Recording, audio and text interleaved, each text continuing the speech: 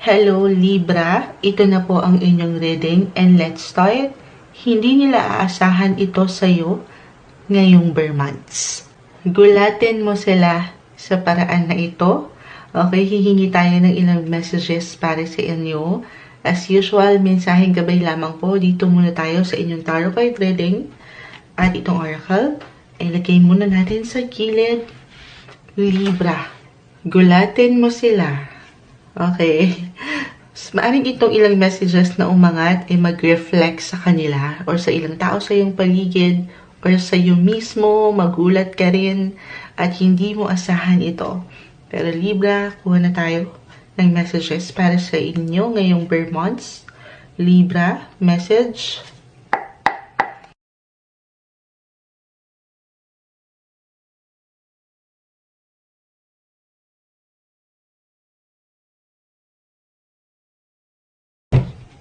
Shocks.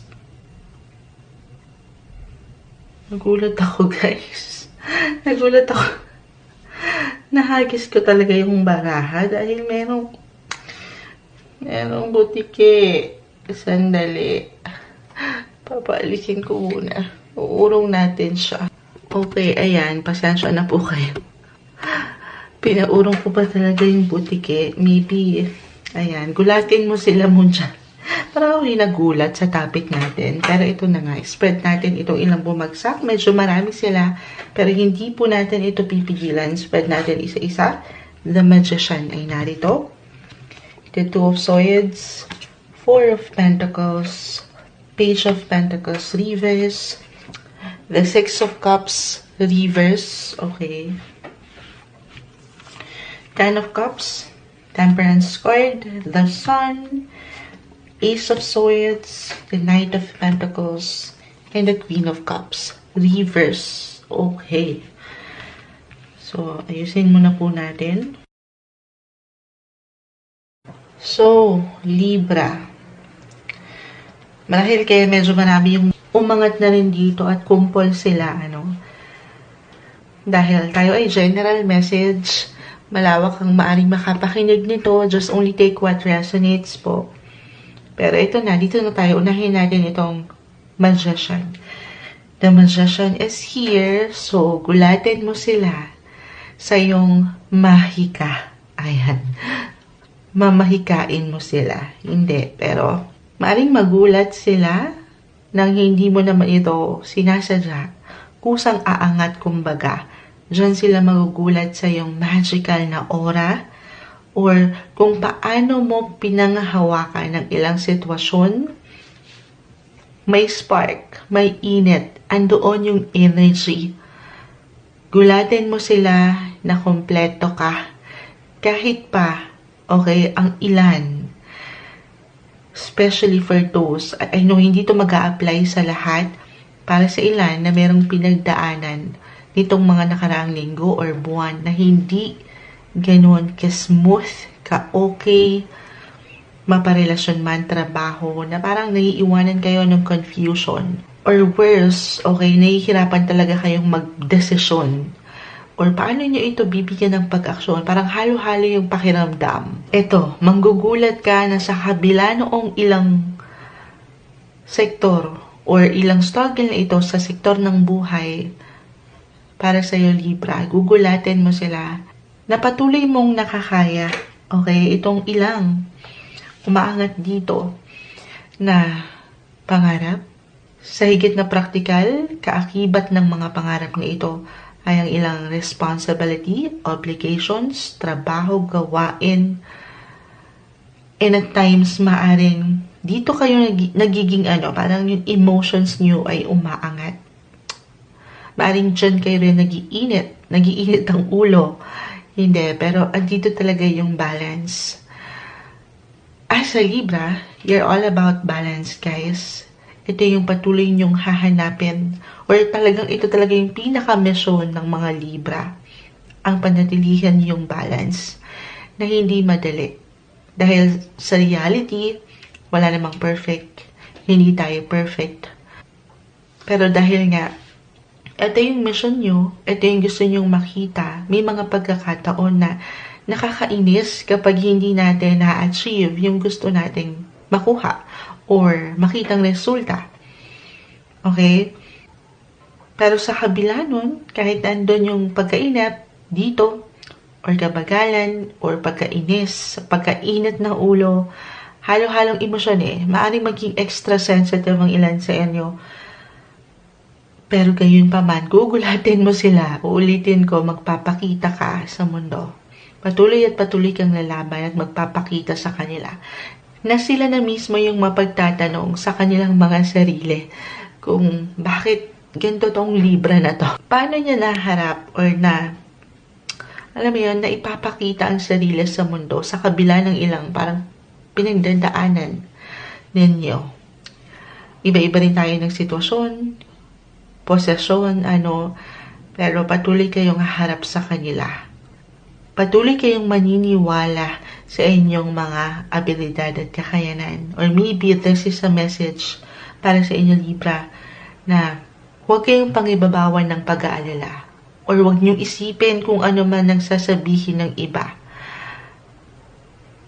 Gulatin niyo sila, itong mga taong walang bilib sa inyo or walang nakikita kundi ang maging nega. Ayan, parang rhyme na yung may pagkamakata si Moonchild ngayon. Hindi, pero ayun nga. Lalaban at lalaban, magpapakita at magpapakita. Gaan naman parang pikit ang iyong mga mata, sa totoo lang. I mean, yung nararamdaman mo. Medyo sabi ko ang emotions, aangat yung inyong mga emosyonal. At dito, para sa ilan, if this is about your relationship, ano man ang inyong pinagdadaanan or pagdadaanan, well, relationship or mapakareer man ito, hindi nyo man maramdaman agad-agad yung opportunity ngayong per months na parang hindi nyo nakikita nga yung gusto nyong makitang resulta, hindi yung dahilan para maging negatibo ka. Sabi ko nga po, gulatin mo sila sa yung pagiging positive, sa yung pagiging bright, sa yung pagiging energetic. Na sa kabila ng personal mong agenda or ilang drama, maparelasyon man, trabaho, pamilya, ay lumalaban ka. Or dyan talaga sila kusang magugulat sa'yo. Other messages, ito, balik tayo sa relasyon na hindi masyadong okay, buhay pag-ibig. Para sa mga, regardless sa kabuuan, tayo po general message, no matter what your relationship status right now, single, in a relationship, or married, maring meron kayong pipiliin na lang munang i-release ngayong bare months. Kasi nga, umaangat yung ilang pagiging nega ng ilan dito. Maaring dito mag-reflect yun. I-release nyo na itong ilang negative people, negative patterns, or kahit sa simpleng unhealthy patterns, unhealthy ways nyo sa inyong relationship. Hindi naman kailangan agad-agad tao itong i-release or i-let go nyo. Yung alam nyo hindi na nakakatulong para sa inyo. Mas papangibabawat kasi kayo ng positivity na kanina pa natin na mention.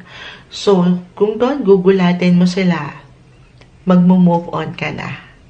Gugulatin mo sila, fresh ka na ulit, magpapakita ka na ulit sa outside world, dahil kaya mo na.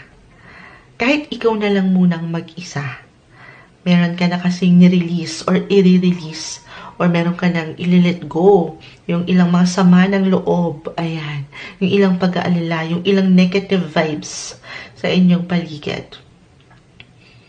Ang bright, actually, ang ganda, ang liwanag nung nakikita ko with the Sun, Magician, Temperance, 10 of Cups, may celebration. Gulatin mo sila, magpa-party ka. Libra, dahil meron kang isi-celebrate ngayong bare months. Gulatin mo sila, manlibre ka, angat ang iyong pagiging generous this bare months. Gulatin mo sila, magpakita ka sa ilang mga taong matagal mo nang hindi nakikita. Especially for those na nasa ibang lugar or ibang bansa. Maaaring merong sorpresa. Reversal tayo every time, So, kung hindi ikaw yung manggugulat, ay sila. Para magugulat, merong magugulat, gulatin mo sila. Dahil higit kang magiging handa para sa mga bagong simulain pa na naghihintay para sa'yo. Sa mga bagong kaalaman para sa'yo. Gulatin mo sila. I-adapt ko to if this is about sa usaping pera. Gulatin mo sila na meron ka ng savings. Gulatin mo sila na meron ka ng bagong negosyo. Kahit gaano man po yan kaliit or kalaki, gulatin mo sila na ikaw ay isang positibo na tao ngayon. Higit. Okay? Kasi sa akin nakikita, sabi ko nga, may ilang pagkakataon na hindi natin na ipoproseso ng mas may balance ang ilang sitwasyon dahil hindi naman tayo perfect. But this time, ano man ang ma-encounter ng mga Libra, at the end of the day, mas pipiliin nyo pa rin ang maging masaya. Okay? Kuha tayo ng ilang final words para sa inyo Libra. Gulatin mo sila. Ano pa bang ikagugulat nila sa'yo? Libra. Okay, may bumagsak agad. Growth. Definitely, gulatin mo sila kasi iba ka na ngayon. Patuloy kang mag-grow. Meron pang growth ang naghihintay para sa inyo Libra. Ayan, sumasang-ayon na po ang ulan. Gulatin mo sila, ada pa tayo. Okay. Gulatin mo sila, communication.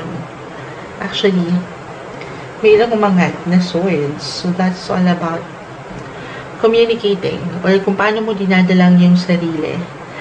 Gulatin mo sila, i-message mo sila sa social media.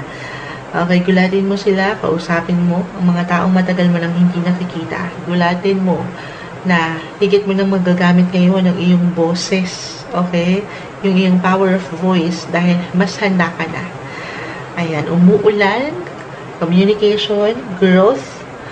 Diyan sila higit na magugulat sa'yo ngayong Burr months, Libra.